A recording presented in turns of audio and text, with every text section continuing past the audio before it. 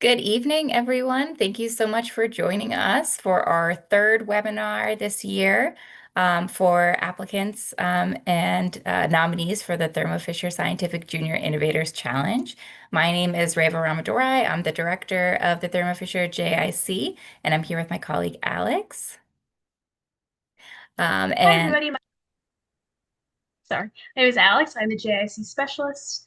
Happy to support you all in participating in our competition. And you've probably received tons of emails from Alex and myself over the course of the spring, encouraging you to open those applications and submit. And so today's webinar is going to hopefully add some motivation for you all to get that application to the finish line. So we're going to talk about our top reasons why you should apply. And then we're going to hear from our very special guests. We're joined uh, by three alumni from the 2024 finalist class, and they're going to talk about their finals week experience and answer some questions from y'all. So before we get started with our Q&A for our alumni, we're going to do a little presentation really quick. So I'm going to switch over to my slides.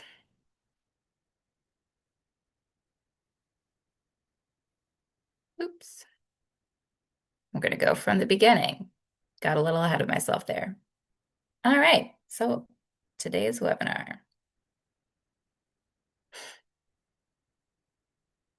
So a little bit just briefly about the Thermo Fisher JIC and who sponsors and owns the program. So Alex and myself work for Society for Science, and that's the nonprofit that runs Thermo Fisher JIC. We are dedicated to expanding scientific literacy, effective STEM education, and scientific research.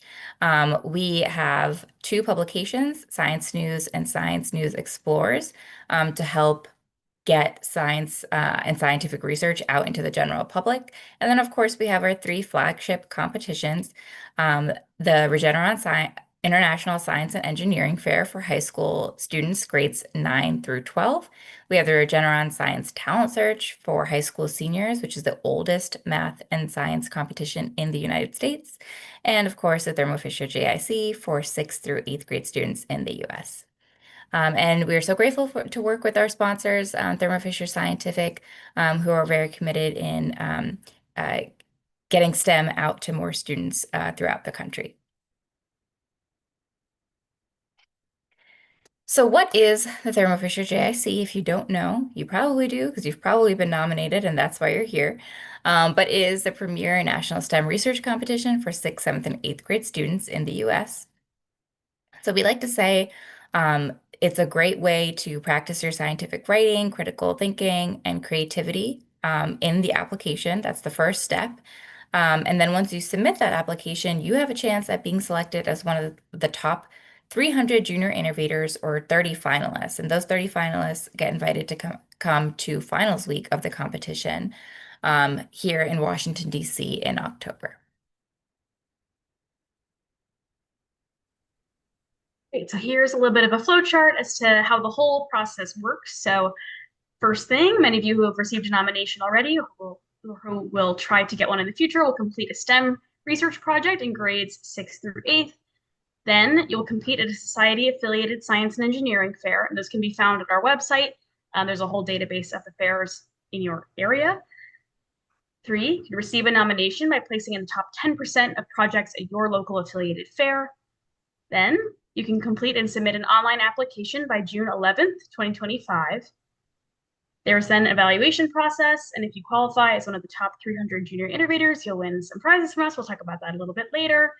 And from that pool of the top 300, you may qualify as one of the top 30 finalists, and then those 30 finalists are invited to compete in finals week in October 2025 in Washington, D.C. So our first reason to apply is that there's nothing to lose. You've already done the hard work by first doing your science fair project. So doing that research project, getting started from as early as September for some of you, putting that time and effort in to get the research done is step one. And then, of course, competing at your local science fairs to earn that nomination to enter the competition. So you've already done 70% of the work right there. And just by entering, there's really nothing to lose. We have a quote here from one of our finalists from 2024. Um, I understand that it's easy to compare yourself to other applicants, especially in a competition like this, but learning to focus on yourself and your project is the best thing that you can do for yourself. Through entering this competition as a learning platform, you have absolutely nothing to lose. You all are doing an incredible work and never doubt how far you've come or how far you'll go beyond JIC. So I think that's a really great message to take to heart. So never doubt how far you're going to go from here, and it doesn't hurt to just try.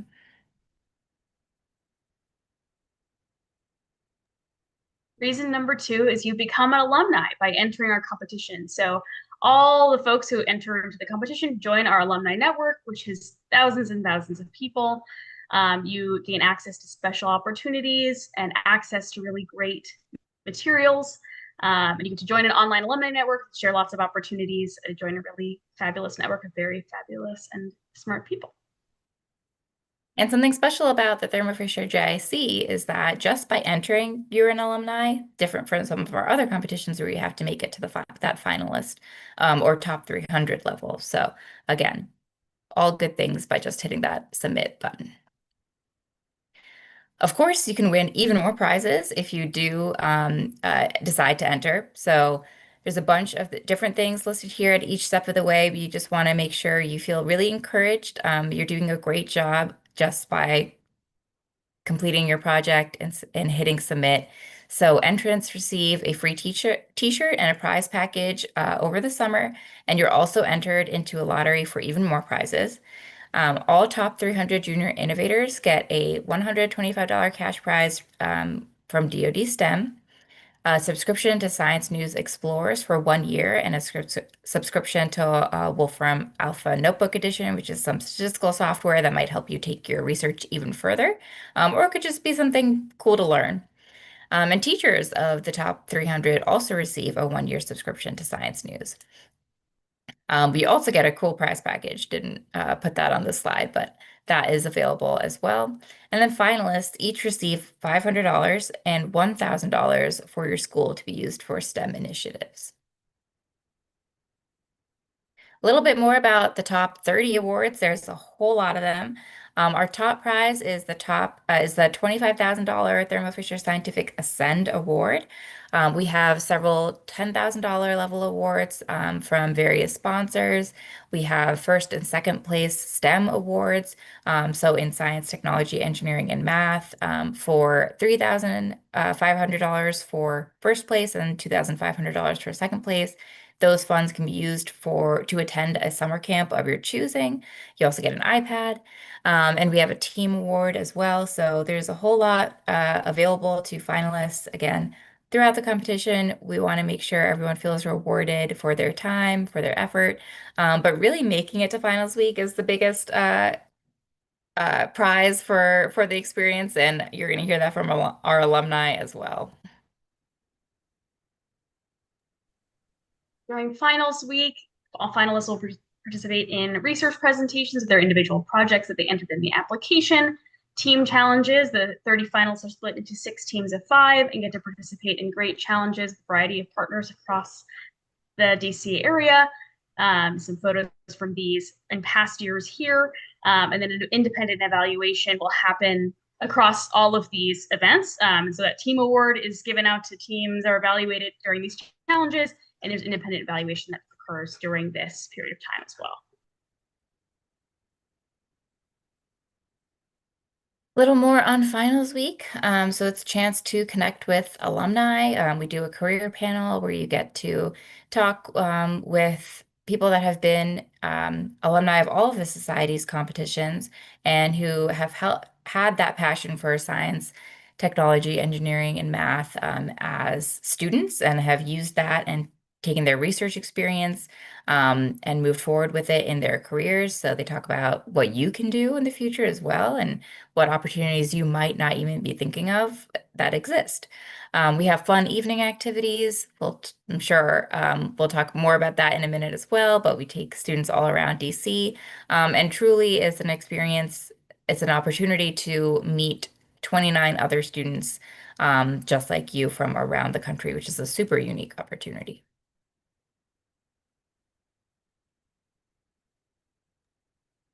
Reason number four to enter into the competition is that practice makes perfect, right? So while this might feel very different than what you did at your science fair, working on a written application is really great practice for working on written communication, for writing down your ideas, learning to fill them out and say them concisely. So, work on written communication, fill out the application, completing the paperwork, and all of this can help with future projects in science fair, with high school assignments, or for future program or college applications where you're going to have to do very similar things that you're going to do in our application.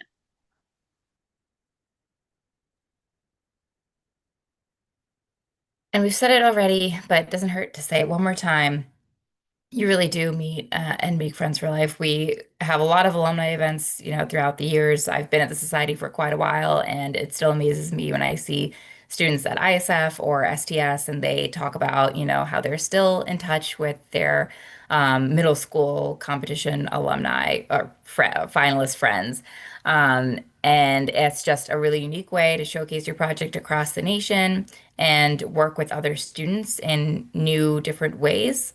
There are team challenges that we put on that will test your thinking in areas of STEM you might not be super familiar with, but you have four other people on your team that are there to support you and bond with over maybe some of the more difficult challenges or celebrate with when you get something done really well. So I think it's just a good opportunity to meet and connect with people across the country. And not beyond just our finalists, you're going to meet a lot of adults like the alumni or judges that you can just learn a lot from.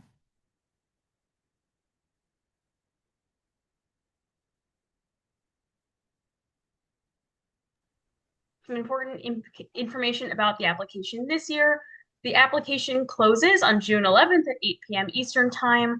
The top 300 will be announced on September 3rd, 2025, and the finalists will be announced on September 17th, 2025. Both of those announcements will happen via our website and via email. If you need your fair password, you can email us at jic@societyforscience.org. And teammates must each submit their own application, and you will list your teammates in the application. Also, if you're the only one from your team who wants to apply, that is perfectly fine. The applications are completely independent, so you can do that even if your teammates do not want to apply. And last but not least, we have more resources available. Beyond this webinar, we have application walkthrough videos posted on our YouTube channel. So those will take you through each step of the application. If you have more questions about, what are we looking for the essays, or how should I answer this question about my project, those videos will hopefully help you out.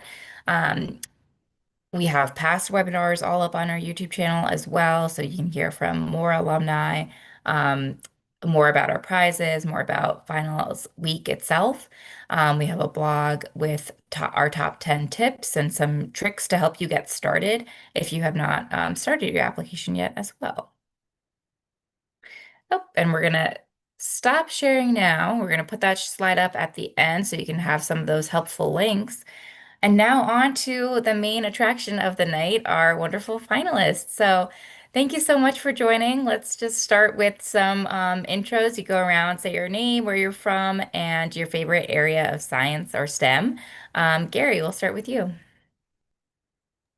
Hello, my name is Gary Montelongo. I am from South Texas, more specifically the Rio Grande Valley.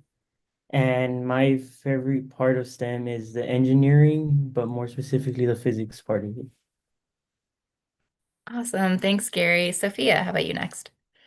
Hi, I'm Sophia. I'm from New Jersey and I'm a current freshman. I applied as an eighth grader and I love everything biology.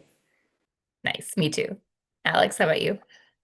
Hi, I'm Alex. I'm from Hawaii and I'm into like environmental or like plant sciences. Wonderful. All right. So we'll start with our first question. So, in your opinion, why should students apply to the National Middle School competition? And what motivated you to apply last year? So, Sophia, we'll start with you.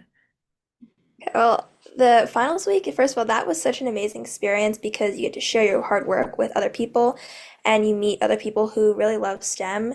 And then you also get to really understand that kids can do real research too. But first, I never thought I was even going to make finals week because I wasn't even sure about signing up for the regional fair. And I didn't think I would place at the regional fair because it was my first science fair. But I signed up anyways because I had a project that I was really interested in and worked really hard on. But anyways, for me to like make top 10% was amazing to begin with, and then top 300 was even more amazing, and top 30 was completely unexpected. That's awesome. Yeah, we hear a lot from finalists that they had no idea just how far they'd go. So I love hearing that story. Thanks, Sophia. Gary, how about you? So, like Sophia said, it was really exciting to just be a part of finals week, but it's kind of the same story. It went from having very little doubt of even placing for state or for regionals and making it all the way to the national level was really like interesting and it was surprising to not say the least. Yeah, for sure. Alex, what about you? What motivated you to apply? I think for me it was like a combination of like I'd already like made it so far that like why not just like take that last extra step and like yeah, like kind of like full send it. And also like just like the possibilities like I mean like making like even like top 300 or like even applying like it's like it like does like a lot like yeah, I mean like for the STEM and like for you like is in like kind of like getting like more into like the STEM world. So yeah, that's kind of what I was thinking when I applied. Like I mean like why not do it if I've already got come so far and like the upside is just like so high. Yeah, that's awesome to hear. Thank you all. We really um, agree that I think it's a great spark, and we hope that students feel proud of themselves for putting in all this hard work. And this will hopefully just be the start of your journeys. You've already done amazing things so far, and so might as well just check the little box off and get a t-shirt at the end of the summer too. Why not? Ask our next question. Can you tell us your favorite part of finals week? What should current applicants be excited about? You say, let's have Gary. So for finals week, for me personally, one of the those activities that we had that really that was really exciting for me was the designing the houses and doing all that stuff, especially working together. Just working together with other people really like it helped a lot with socializing and just getting used to working with other people in like complex situations.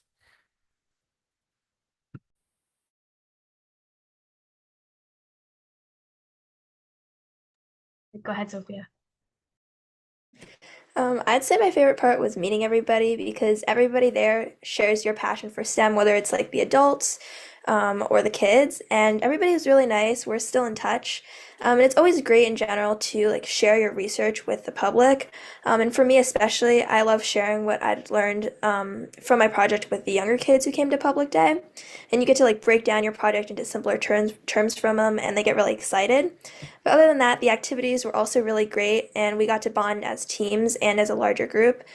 So for me, my favorite activity is probably going to the river. That was super exciting. We got to see all the biodiversity. But in general, finals week is you like get to form such a great people of people who also love STEM. And even after finals week, you still keep in touch and you still support each other. Yeah. And then yeah, like I thought like overall like the experience was like really great. Like everything was really well done and it was really well planned. Like there were no like there was like nothing that like I like really like didn't enjoy. Like it was like everything was like super great. But like I thought specifically like just the community you build like being together on the buses, like being together like in like the game room, like you really build like a pretty tight community and like yeah, I mean like Sophia said, like you kind of like stick with each other and like you still talk to each other after you leave and yeah, it's I mean it's really unique and it's really cool like to like be able to build that in like such a short time. 100%. That's awesome. Thank you all so much. I love hearing that it came off as well planned, so that's great. And I do think that, yeah, that just the downtime, just hanging out and being able to relax a bit too, right? It's we know it's a competition, but I think actually a lot of finalists come off out of the week saying they kind of forgot even during the team challenges because there's so much going on. They're having so much fun with each other, and it's really just a learning experience. So. Definitely agree with all of that. And then speaking of team challenges, we talked a little bit about, the different ones that y'all did and the favorites so far. But can you talk a little bit more about your experience working in a team for those challenges during finals week and, what you learned from those team challenges and how you might have applied that, to your school this year or to science fair or to really anything? Alex, why don't we start with you? Yeah, I mean, I thought like the team was like everybody is like really great, and like I mean, I think like overall like everybody's like brilliant. Everybody's like honestly just like really great like people. So like you kind of like yeah, you build like a pretty like tight bond with your like with like your group because you're doing all these challenges together. You're like communicating and like you're like problem solving and doing all this stuff. And yeah, I thought it was like and like also like the sense of pride you get like when you do a good job with like an assignment or like a project like it's really exciting and like it's a lot of fun. Like I mean, there's a little bit of pressure, but I honestly thought that it was like yeah, it was mainly fun, yeah. Yeah, that's awesome to hear. And I know because, it's kind of a different experience for a lot of people. You're first of all, you're thrown into a group with people you just met, and then you're maybe doing some areas of STEM that you have never experienced before. Like I know coding is new for a lot of folks, and sometimes we have a coding challenge, and it's always wonderful to see how finalists work together and kind of learn how to communicate. And I hope those communication skills also, help you working on those team projects in school and, all the other things that you have to collaborate with as you go on through high school. Gary, how about you next? Yeah, to be honest, a lot of the team a lot of the team projects or a lot of the team challenges we had, it really like it helped me with the communicating part, like with the teammates, and it's even helped a lot now, like how you said, in school projects, because now in high school we're doing a lot more like group things compared to before where it was like just do a solo project. So it's really good, and I found it really soothing, especially to meet other people that you weren't really familiar with. So it was just a really nice experience to actually meet other people and communicate. And it was good to share everyone's ideas, to know what everyone was, what they liked, things like that. Yeah, definitely. Thanks so much, Gary. Sophia. Also, for me, you spend a lot of time with your team. Like, you even sometimes eat together. And then, especially when I first got to finals week, I didn't really know anybody. So it was a great way to like start meeting people because you do team activities to bond with each other even before the challenges, and that's really helpful for getting to know people. But a big thing I learned is that everyone has different strengths, especially like, everybody's projects cover different fields within STEM, and then the challenges also each cover a different field within STEM. So you get to learn from other people, like about their strengths, and you can also like take the lead in your area of strength to get the best result for your team. But like this idea kind of applies to all aspects of life, like knowing when you're the person to lead, and when you should let someone else lead and kind of step back because maybe it's not your area of strength. And that applies, like Gary said, to school projects a lot. Yeah, that's such a great piece of advice, Sophia. I think that's really important to remember because sometimes I even forget, right, that I don't have to always be the one to speak up or say something. If you're in a team project, or in a team environment, there are other people there to support. And that's a really big part of finals week. And that's a really big part of scientific research and part of the reason that we put these team challenges together because we know that sometimes science can feel and scientific research can feel very solitary, but you're going to need to work with others in your lab or work with other people in different institutions. So it can be a very group effort. So we want to get that started out the gate. Awesome. So our next question, and we can just do a round robin here, so whoever wants to pipe up first for this one. What was your biggest takeaway from Thermo Fisher JIC, and were you surprised by anything in a good way?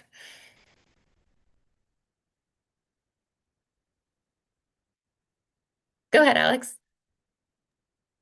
Um, yeah, I mean, so like I thought, I mean, coming into like even applying, like I was like I totally thought that like when I made it to the top 30, that like I would be like totally outclassed and like everybody would be like these like crazy like scientists. I mean, and like everybody was like really great, but like it wasn't quite like that like it wasn't quite that like that like As almost like intimidating as you might have thought. yeah, exactly, yeah.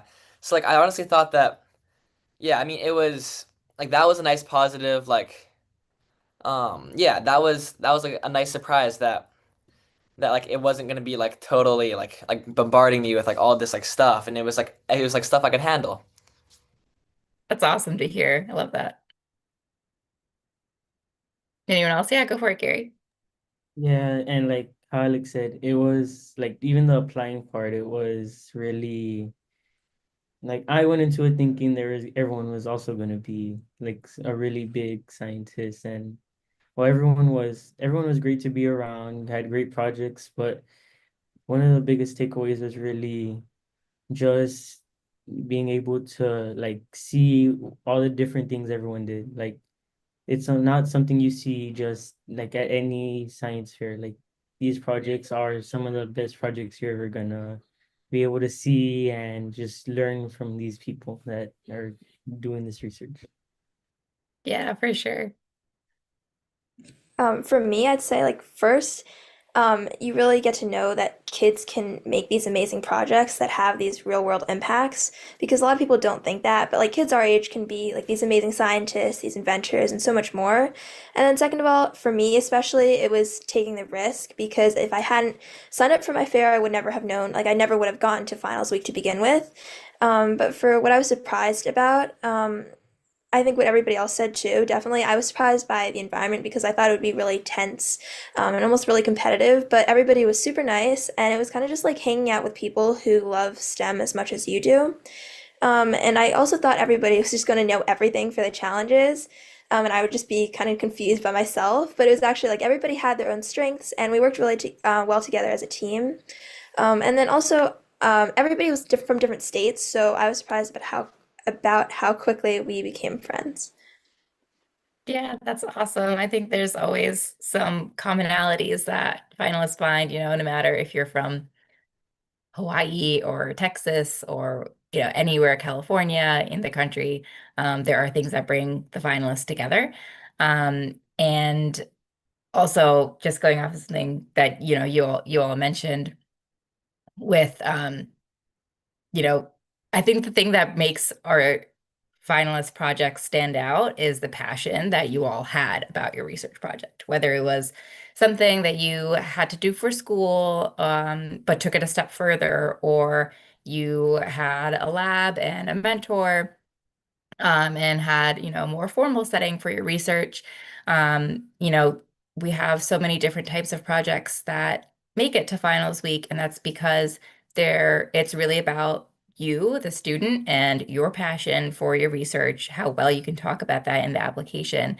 And that really comes through to the judges. So being excited, being enthusiastic about STEM is a huge thing. So love to hear that was your takeaway as well. So how has finals week or being a Thermo Fisher JIC finalist impacted you and your STEM interests? Did it motivate you or inspire you to explore something new? Sophia, do you want to take this one? Sure. Well, I was exposed to like a lot of the real world impacts you can have within the field because JIC covers all the different STEM fields. Like there's technology, there's engineering, there's biology, there's math, and there's a ton more. So before JIC, I kind of knew, sorry, I kind of No knew worries. about the impact you can have like within the field of biology, but there's so much more. Like there's so many other fields, and there's so many other creative ideas. So like making it to finals week and going to finals week definitely gave me more confidence in my ability to do science research and also like inspired me to learn more about other fields of STEM and explore other ideas.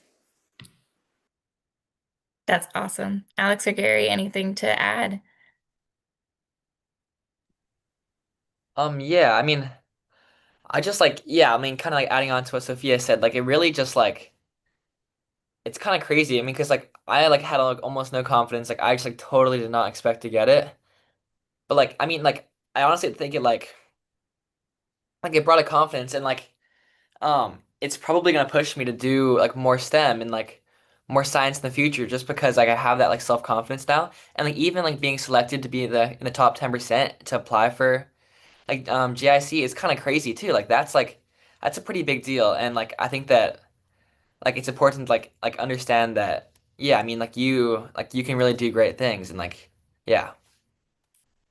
Absolutely. I think just make, you're being a nominee means that you're in the top 10% of middle school students doing science fair across the country. So you have what it takes. So loved hearing that. Thanks, Alex. Gary, anything else to add? And with just being one of the finalists, something that it really did was open up my eyes to all the different STEM fields. So it kind of brought me a little bit out of my comfort zone from just specifically engineering. So like right now I'm looking into different fields. So like said biology and or like just research in general of other things. And it opens up a lot of opportunities as well for said internships or different things like that to just get your name.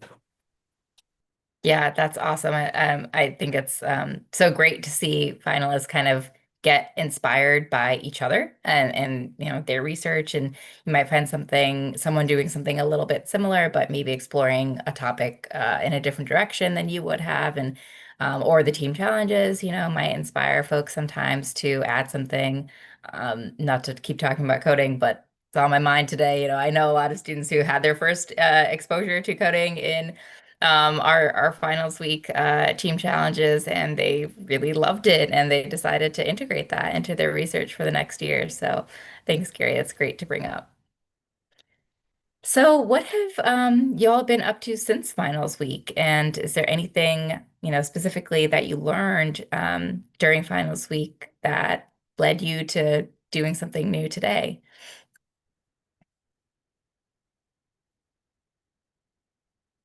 Whoever can just pop off mute and go for it. Go ahead, Alex. Yeah, I mean so like I moved to like a new boarding school, so I haven't been like really doing any like project actively. But like I think that like my mind is like always been like thinking about like yeah, something I could do or like a potential project and like whenever I see something like I like write it down and that type of stuff. And it's also like another thing that I found kind of crazy is that like Tina, who was a part of the GIC like yeah finalist and she actually won.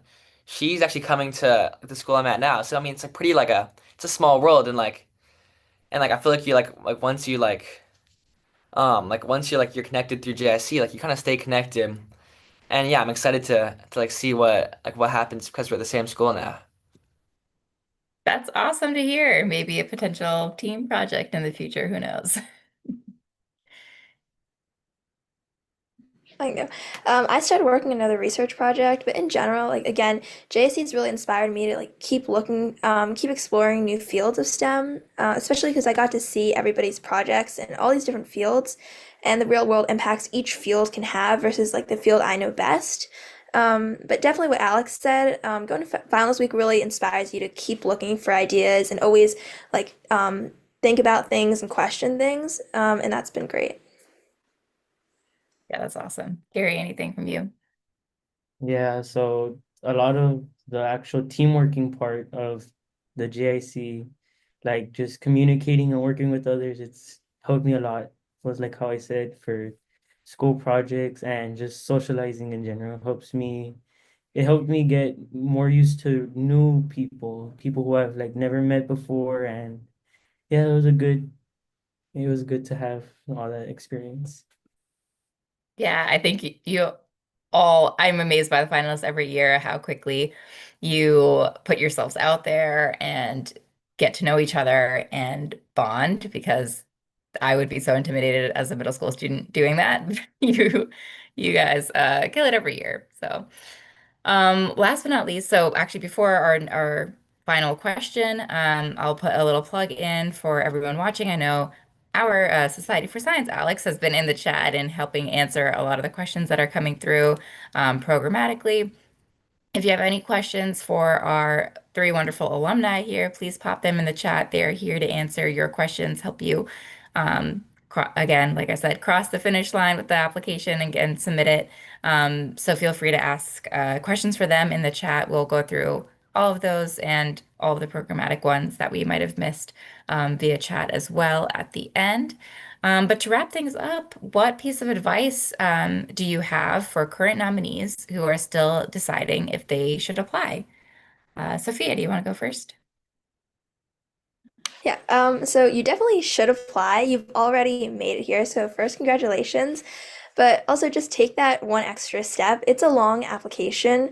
Honestly, if you manage your time and don't wait till the last minute, you're fine. You're by watching this webinar, you're already preparing. Like for me last year, my fair was really late. It wasn't till June, so I didn't even know I was applying till June. So I was on a very short deadline, but I think as long as you like look through the entire application, you know how you're going to finish it and when, and you don't procrastinate on it. But you're already on the right track by watching the webinar, and you really have nothing to lose for with applying because you're just sharing your research that you've already spent so much time on. You know your project so well, and you've already presented at your local fair. And other than that, the judges just really want to get to know you. Yeah, that's great. Thanks, Sophia. That's so true. I think the judges really, even just starting with the application, they just want to get to know who you are and see that, see your enthusiasm and interest in STEM shine through the page, so to speak. And yeah, it's great to point out that the application can be done in just a week or even, we don't encourage necessarily opening it and submitting it in one day, but there have been several people that do that in the past. So it is possible.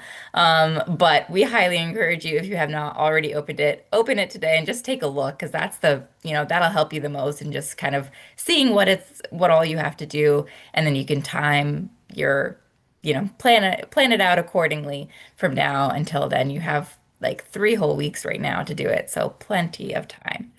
Uh, Gary, Alex, anything to add on advice for our current nominees and why they should apply? Yeah, I was somebody that did procrastinate, and I did it in the last like 2 to 3 days, and Yep. it like really sucked. So, like, although I got it done, and like I ended up like getting to the top 30, like it really sucked for those 3 days. So I would highly, highly encourage just like slowly planning it out and like not leaving too much to the very end. And then I would just say like when you're like doing your application, just like really show your passion to the judges and like show like yeah, like why you like did this project and like what kind of like share like yourself, like what you're about and like what you care about. And I think that like the main thing that like JIC looks for is like yeah, I mean like interesting people like along with interesting projects. So, yeah. Yeah, that's a great piece of advice. One thing that we sometimes get questions about is, what do we look for in the application? Why am I doing creative essays for this? And it's because we do look beyond the project. The judges and evaluators look beyond the project. So that kind of gets your foot in the door. It's how you get nominated. The application is mostly about your research, but it asks a little bit more about who you are and your interests. And then finals week, it goes even a step further beyond that with the team challenges and, looking at all of those different 21st century skills of that we've talked about, collaboration, communication, critical thinking. So I think we've all said it so far, but a really unique experience and a way for you to showcase not only your research, but all of those other areas of thinking. Gary, anything to add? Yeah, something like advice I would give out to anyone applying or anything like that would be to just stay original, I guess is what you could say. Like be yourself whenever you're applying and not don't even if you think it might be silly or it doesn't sound as smart as you want it to sound, just be yourself basically. Don't try to overdo it, but also don't kind of get lazy about it and not do as much as you need to. So just stay original and to keep going because you might not expect to make it all the way, but in reality, it's way closer to you than you really think it is. So just stay original to yourself and don't give up on whatever research you're doing, even if you don't think it's, if you don't, even if you don't think it's good or it doesn't sound right. Yeah, really well said, Gary. Yeah, great piece of advice.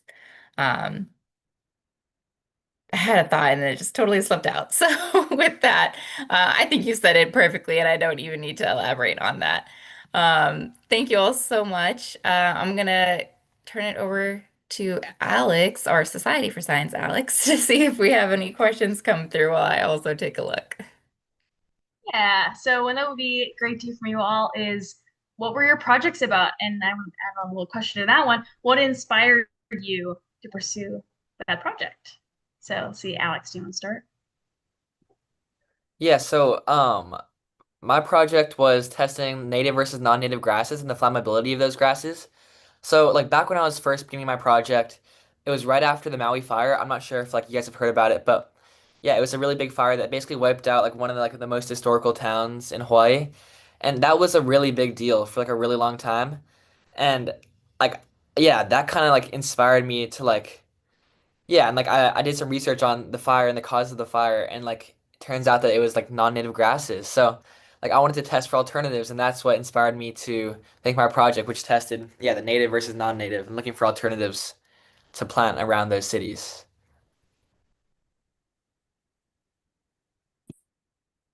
That's Sophia, you want to go next? sorry, I was just gonna chime in to say, um, it's wonderful to, look at something that's affecting your community and it might be something that's uh, not a great thing that happened, but using research to try to do something to help, right, is always a great thing. So appreciate you sharing that with us, Alex. So I looked at like the effect of seed priming with a vitamin on mung beans or Rina radiata under heat stress. And I kind of looked at, hypothesized about ROS and like antioxidants. And I also wanted to see how or whether it would positively affect bean growth. But in general, like plants are just negatively affected by that increase in heat. But my inspiration was kind of random. I feel like it's just research is like a lot about connecting random dots. So you kind of just piece it together. You have to read a lot about it. Um, but yeah, you don't even know whether your project's going to work when you start. Like you could end up with a completely the opposite result of your hypothesis. You could end up with what you were kind of hoping for. But yeah. And well, what I did basically was I tested the train suspension system under different stress conditions. So I applied different weights in many different ways as well to kind of see how it affects the displacement of the springs and just stress levels of the springs to cause derailments. And what kind of inspired me to actually do this research was during one of my internships, there was a train derailment in Ohio, which caused a lot of harm to the communities around them. So it was a big deal, especially since one of my mentors actually got called to go speak about in Washington, D.C. about what happened and what he thought could be it. So it was a big deal for me and especially the people around me.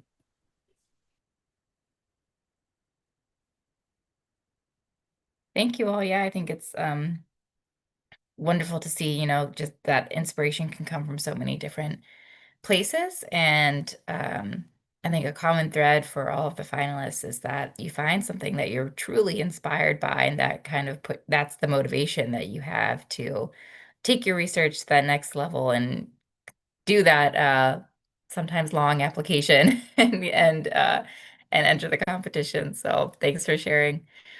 Alex, any more questions coming in from the chat? Yes. What was the hardest part of the application for you to complete? And I'll add on to that. How did you how did you overcome that? How did you, make it easy for yourself? That might be good advice to share.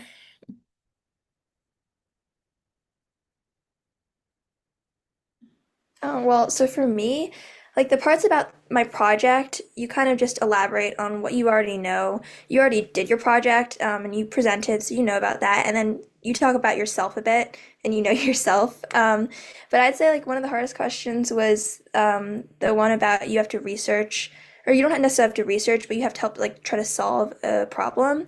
And I didn't really know that much about the topic, so that required some like outside research for me. But yeah, if you just look some things up and then you do some reading, it's similar to working on an actual science fair project, just a lot more condensed and you don't actually do it. You just do a lot of reading, you figure out different solutions, you put this together, and you can come up with your own creative solution too. Yeah, Sophia, that's I love the way you explain that solve a problem question because we always get questions about that every year. And it really is, not even necessarily finding like the perfect solution in your response. It's kind of like how you would approach science fair. The judges and evaluators want to see how you think through something that you might not know a lot about because we know not everyone's going to be an expert in that one topic. Thank you for that. Yeah, I'm kind of agreeing with Sophia. Like the project part was like honestly the easiest because like I feel like if you got this far, you really understand like what you were talking about.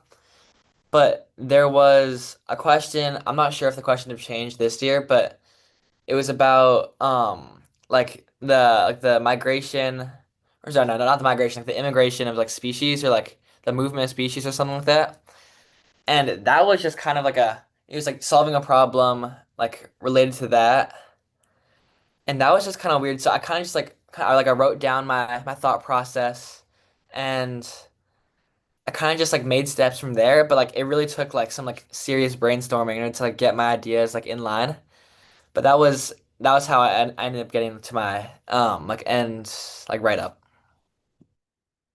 Yeah, definitely. It's the same kind of solve a problem question. We use different questions or different options um, for an application in a given year. This year, there's only one option, so we've changed it around a little bit, but the premise is still the same, where you have to do a tiny bit of research about something you might not know. But that's a great way to approach it, Alex. Thanks. Yeah, and well, for me, for the application, one thing that really got me was the word actually getting to the word count because there is a lot of information to really say in between getting from the beginning of my research to the very end. So just making the word count fit was something that was really big for me when doing the application, as well as getting all the research for the other things as well, like how they said. Yeah, definitely. We know that sometimes it's kind of hard to fit everything in that you want to into those character limits. A piece of advice is also to start on like a Google Doc or a Word document somewhere where you can count your words, but also like edit and save it outside of the application. Because sometimes I feel like it's a little clunky to write inside the application itself. Um, but yes, that's a very important part of the application and just trying to be concise with your words. Thanks, Gary. I'll take a minute to just scrolling through and just some quick like logistic questions.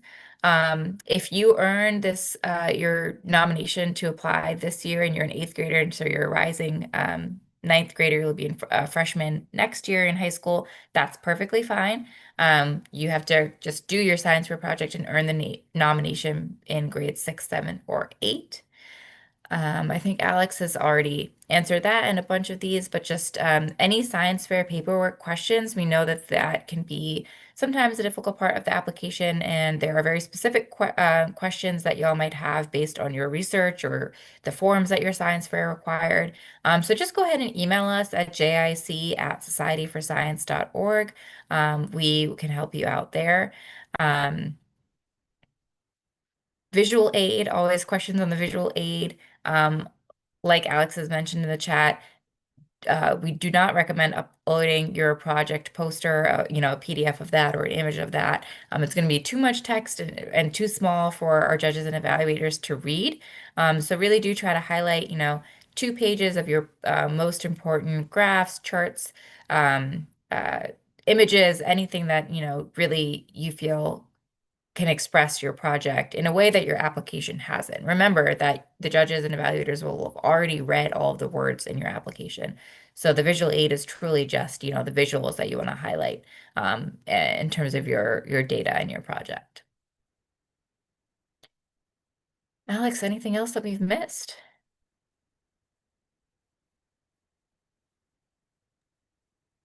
Don't think there are any in here for our finalists. So, any specific questions that folks have left, feel free to email us at jic@societyforscience.org. We can answer any specific questions that we didn't get to tonight. Yeah, we're here to answer any questions you have. Checking the email all the time. So email any hour of the day. We'll get to you. We are on it. All of our stuff are on it. All right. Well, thank you all so much, Alex, Gary, Sophia. Really appreciate you being here and sharing your words of wisdom for this year's applicants. Me and Alex can talk ourselves hoarse, saying why we think it's important to apply or why it's worthwhile to apply, but you all are really the best messengers for that story. So really appreciate you being here. Everyone who has been watching, thank you so much for tuning in. I hope you take these words to heart and open that application or hit that submit button. You can always edit after you submit as well. So if you're nearly there, just go ahead and submit. If you've just got final tweaking and fine tuning to do, you can always do that up until the deadline, which is June 11th. Like Alex said, you can email us at jic@societyforscience.org and we will answer your questions there. Thanks so much, everyone. Have a great night. Thank you. Wait, are we good to leave? Yeah, I ended the screen.